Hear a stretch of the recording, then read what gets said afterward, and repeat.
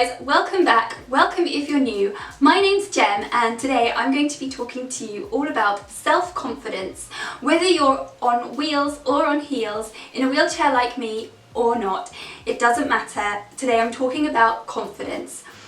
And I'm also talking about how people in wheelchairs get stared at and how you can cope with that as well, because that is something that I seriously struggled with when I was younger. So I have always been quite a confident person, but I've never been a confident person with my disability. Whenever I was out with my friends or family, I would always try and hide it. So if I was ever having photos or with my friends, I would always transfer into a normal chair, or if I was having a photograph, I would hide my wheelchair and make it look like I didn't have a disability. But then there came a turning point, and I think it was kind of when I had my daughter, really, and I just found that being in a wheelchair is okay, and it actually makes my life a lot easier, and I can chase after my daughter and I can care for her a lot better, and actually I can do a lot more things. I can last a lot longer throughout the day.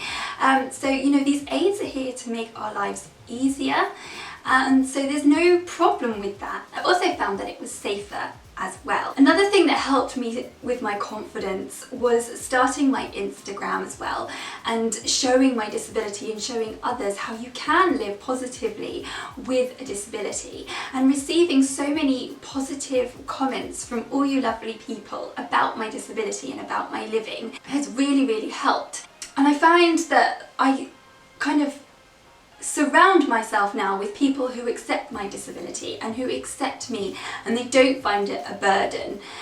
And you know, people will love you for who you are, and if they don't, then they're not worthy of you. But I find that having the people around me who support me has really helped with my confidence. And I think when you project the confidence, people project the confidence back, and you kind of bounce off each other, and it's a happier environment for everybody. Another thing that has hugely boosted my confidence is recently I purchased a new wheelchair, which is amazing. It's so lightweight, it helps me move around so much easier, it looks cooler as well, and I'm going to be making a video all about wheelchairs and how to choose the right wheelchair for you. So if that sounds good, make sure you subscribe so you are notified as to when I do that video, but it won't be too long away. So something that I struggled with when I was a lot younger and sort of coming to terms with my disability was stairs.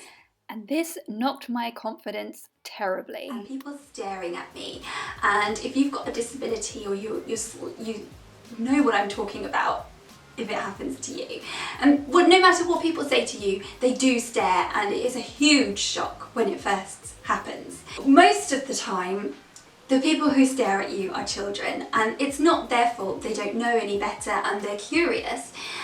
And I think it's more embarrassing for the parents when the children are like, "Mommy, what's that girl in a wheelchair?" on the top of their voice. And the parents are like dying inside. They're like, "Shush, Sebastian, shush, get out the way." And you know, that's completely fine. And you've got to accept that they're just curious and they don't know, and they probably haven't seen anybody else in a wheelchair. The whole world is completely new. But when it's adults just staring at you, it's not nice, and it takes a long time to adjust. But a couple of things that I do is I break the stare. That is the best thing to do. So smile at them, which is a bit shocking for them sometimes, or you can wave at them, or you could ask them a question if there's something that you can help them with, or ask if they're looking for someone, and they will be completely shocked and they'll sort of realise what they're doing, and you can take it from there. And I have found that really does kind of help. That's how I deal with staring. Another thing that you can do to make yourself feel confident is just your own personal care. If you feel good on the outside, I find it really helps me feel good and more confident on the inside. So I always make sure that I'm wearing something that makes me feel happy and more confident, like, you know, my skinny jeans, my Ugg boots, and a nice jumper. And I try and make sure that my hair's nice, make sure that I've had a shower, it makes me feel so much better, or a bath.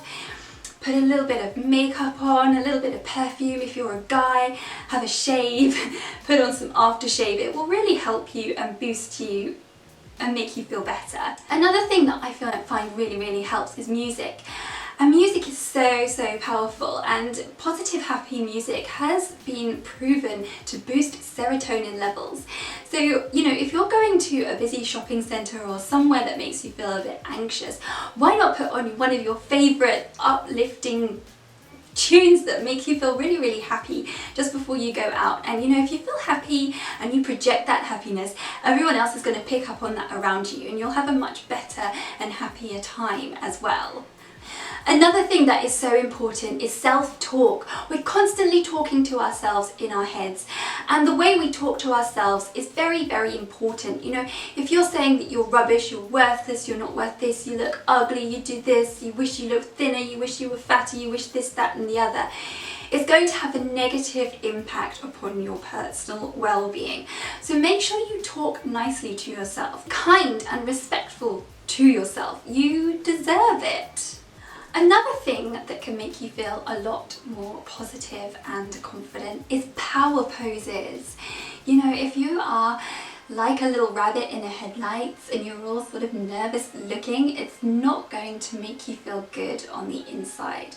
So why not take some of the power poses? Stand up straight, sit up straight, push your chest out, hold your head up high and be proud of who you are.